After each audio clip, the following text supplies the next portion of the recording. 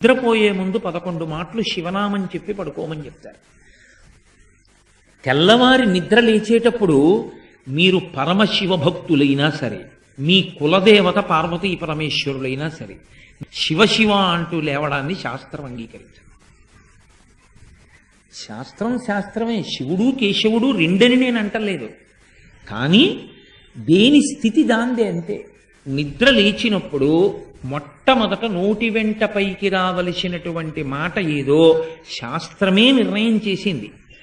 ఇంకా వేరొక మాట ఏదీ నోటి వెంట రాకూడదు. మొట్టమొదట తెలివి రాగానే రావలసిన మాట ఒక్కటే, అది 3 మార్లు పలికి లేవాలి మనసం మించింది. శ్రీహరి శ్రీహరి శ్రీహరి అన్నారు. 3 మాటలు శ్రీహరి అన్న నామం చెప్పి మాత్రమే లేవవలసి ఉంటుంది. అంటే జాగృత ప్రారంభమైంది. నిద్ర లేచాడంటే రక్షణ చెయ్యవలసినటువంటి వాడు శ్రీ మహావిష్ణువే.